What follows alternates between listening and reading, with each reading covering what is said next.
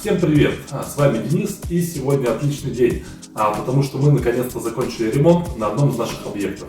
Ремонт был достаточно сложный, так как дом старого жилого фонда, это дом 1959 года постройки.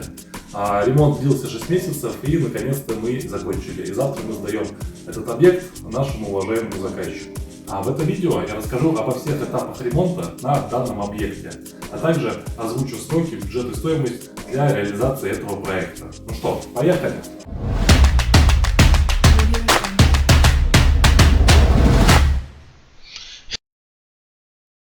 Это трехкомнатная квартира общей площадью 73 квадратных метра. Находится она в 8-этажном кирпичном доме 1959 года постройки. Все несущие стены в доме кирпичные, а перекрытия железобетонные. Эта квартира не видела ремонта уже лет 10, поэтому новый владелец квартиры обратился к нам. Предыдущие жильцы сделали некие перепланировки в этой квартире, поэтому наша работа на этом объекте началась с создания дизайн-проекта интерьера. Дизайн-проект в этой квартире делался для семьи с 2 детьми, причем обе из них девочки. Ремонт начался с демонтажа всего, что только было в квартире. Снова было буквально все. То есть мы сносили стены перегородки, снимали, отбивали плитку, аж в 3 слоя, которая здесь была в санузлах. Демонтировали все напольные покрытия, вплоть до железобетонных перекрытий. И нам понадобилось 4 8-полых контейнера для того, чтобы вывести весь мусор. Демонтажные работы заняли 3 недели. На черновом этапе мы возводили все стены и перегородки заново. Также были заменены все коммуникации. Электричество, все трубы водоснабжения и канализации с привлечением мастеров ГБУ жилищных. Также были заменены радиаторы отопления. И наконец ремонт закончил. И теперь я хочу показать, что же у нас получилось. Вперед! Заходя в квартиру, мы попадаем в зону прихожей. В прихожей у нас установлена удобная обувница для того, чтобы можно было на нее в том числе и присесть, одеть обувь и собираться на улицу. Пол в прихожей выполнен из керамогранита. Здесь этот кусочек пола керамогранита, он подогревается. Терморегулятор для включения обогрева находится здесь возле выключателя. Также здесь установлен панель с видеонаблюдением, которая показывает вид на лестничную клетку. Для того, чтобы было удобно хозяевам собираться на работу, по делам, здесь предусмотрели зеркало в полный рост, которое также визуально увеличивает пространство помещения. Для хранения вещей здесь предусмотрен встраиваемый шкаф. Сюда можно повесить одежду и какие-то складировать вещи, которые хозяевам нужны. Также в этом шкафу мы расположили электрощит и слаботочный щиток для интернета и ТВ. В коридоре реализовано несколько вариантов подсветки помещения. То есть есть у нас как основной свет, это потолочные светильники. Также для того, чтобы в ночное время не включать большой свет, здесь предусмотрена подсветка возле пола, которую можно включить отдельно и пойти куда-то ночью в туалет или в коридор выйти. Также в коридоре у нас установлена система для проточно-вытяжной вентиляции. Панель для этой системы находится здесь, и отсюда можно регулировать температуру воздуха, поток и так далее. Про проточно-вытяжную вентиляцию я рассказывал в отдельном видео, оно есть у меня на канале. Здесь у нас также была ниша, которую мы решили сделать местом для хранения. Сделали мы это с помощью устраиваемой мебели. Это вот такой устраиваемый шкаф. Шкаф достаточно глубокий, где-то 60 метров в глубину, и он имеет очень много места для хранения вещей хозяев. В коридорах, в принципе, я все самое основное рассказал. Пойдемте теперь посмотрим другие помещения.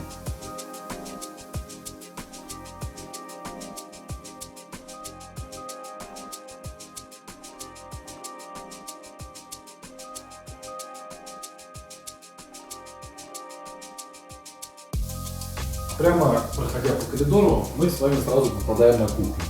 Здесь у нас установлен достаточно вместительный и массивный кухонный гарнитур, выполненный в потолок. Для удобства готовки и нахождения хозяйки на кухне дизайнер смог здесь реализовать так называемый рабочий треугольник. То есть, что это значит?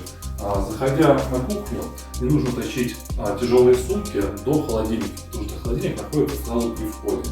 Далее, после того, как все продукты убрали в холодильник и приступили к готовке, мы их также из холодильника спокойно вынимаем и мы сразу уже попадаем к мойке, где мы все моем. Дальше мы проходим, делаем еще один шаг, и здесь у нас уже зона для готовки. В кухонном гарнитуре мы предусмотрели установку бытового пищевого измельчителя отходов.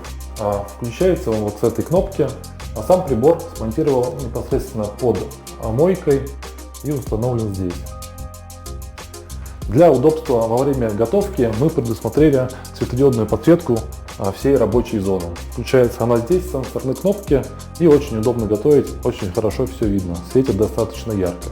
А дальше с кухни мы попадаем на небольшой балкон. Балкон не утеплялся, он холодный, летний. Но предназначение этого балкона – это как раз хранение каких-то бытовых вещей. И также здесь установлена приточно-вытяжная система вентиляции вот за этой решеткой, которая забирает воздух с улицы и потом этот воздух свежий по всей квартире разносит. Отдельно видео по приточно-вытяжной системе вентиляции на этой квартире, как она монтировалась вместе с экспертом приглашенным, я публиковал уже на своем канале. Можете посмотреть.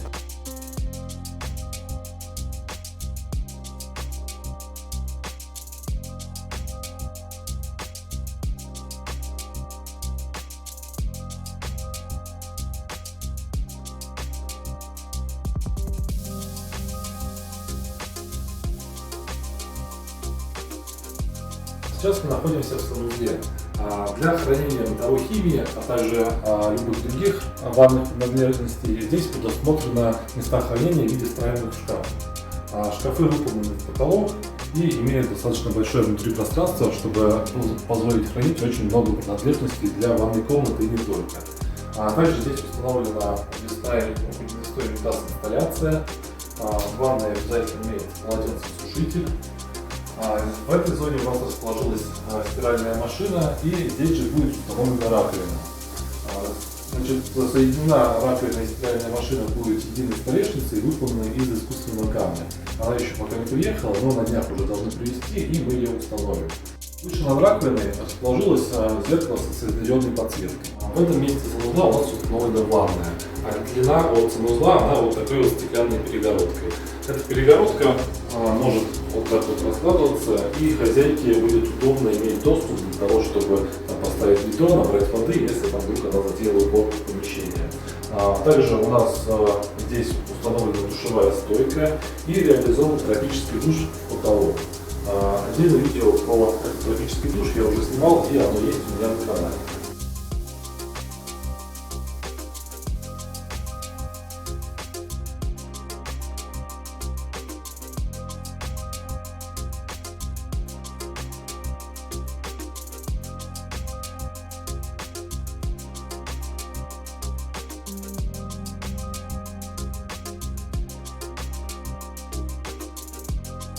А это помещение является гостиной. Хозяева планируют собираться в этой комнате вместе со своей семьей по вечерам, для того, чтобы можно было отдохнуть, посмотреть телевизор, расслабиться и так далее. В этом месте будет установлен диван, напротив которого располагается большая ТВ-панель, и где можно спокойно будет присесть и отдохнуть. А также это помещение будет использоваться как рабочий кабинет для хозяев. Здесь мы предусмотрели стол компьютерный, в котором потом поставят компьютер, и можно будет посидеть, поработать отдельно, чтобы тебе никто не мешал. Акцентом в этом помещении служат вот такие вот декоративные гипсовые 3D-панели, которые красиво подсвечиваются светодиодной подсветкой под натяжным потолком.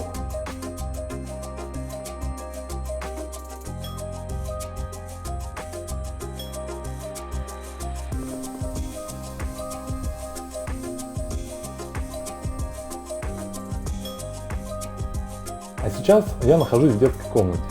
Эта комната проектировалась для проживания двух девочек 4 и 6 лет. Специально для этого мы визуально разделили пространство и зонировали для каждой из девочек. Отделено оно с помощью вот такой вот декоративной перегородки. И теперь получилось, что у каждой из девочек есть свое отдельное спальное место, отдельное рабочее место, а также шкаф для хранения вещей. В этом помещении реализовано несколько сценариев освещения, которые регулируются с помощью вот этих выключателей. То есть отдельно можно включить светодиодную подсветку и отдельно можно включить подсветку в нише. Также эти выключатели дублированы на ту сторону комнаты, то есть каждый из детей может самостоятельно регулировать освещение. Также у каждого спального места имеется по 2 розетки, в которые можно будет подключить планшет, телефон и спокойно лежать, отдыхать, заниматься своими делами. Делать уроки и домашние задания можно за индивидуальным рабочим местом, который предназначен для установки сюда компьютера. Также имеются розетки для подключения любой бытовой техники, компьютера, чего угодно. Также здесь у нас есть отдельно стоящий диван. Он нужен для того, чтобы с комфортом провести время за отдыхом и просмотром телевизора. А также к девочкам иногда приезжает бабушка, которая с ними сидит, остается на ночь, и она может расположиться и остаться на ночь на этом диване, что очень удобно.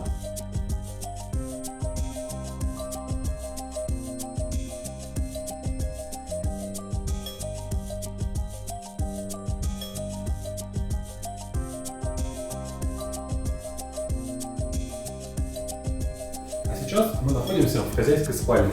Заходя в спальню, сразу обращаем внимание на вместительный встроенный шкаф, который удалось расположить в этой нише.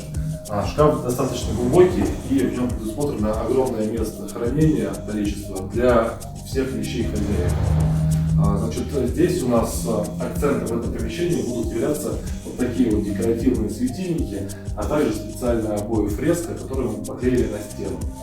Также здесь предусмотрено несколько сценариев освещения. То есть здесь установлены проходные перекрестные выключатели, которые позволяют регулировать тот или иной свет в зависимости от времени суток. Над кроватью есть светодиодная подсветка, соответственно, основной свет и дополнительные светильники возле тумбочек. Соответственно, тумбочки скоро должны тоже уже приехать, и тогда мы их установим. Напротив дивана, напротив кровати у нас расположилась плазменная панель ТВ, что очень удобно, и можно здесь отдыхать, смотреть телевизор. Значит, в этой части помещения за шкафом у нас будет специальный столик для мейкапа, чтобы хозяйка могла прихорашиваться перед сборами куда-либо.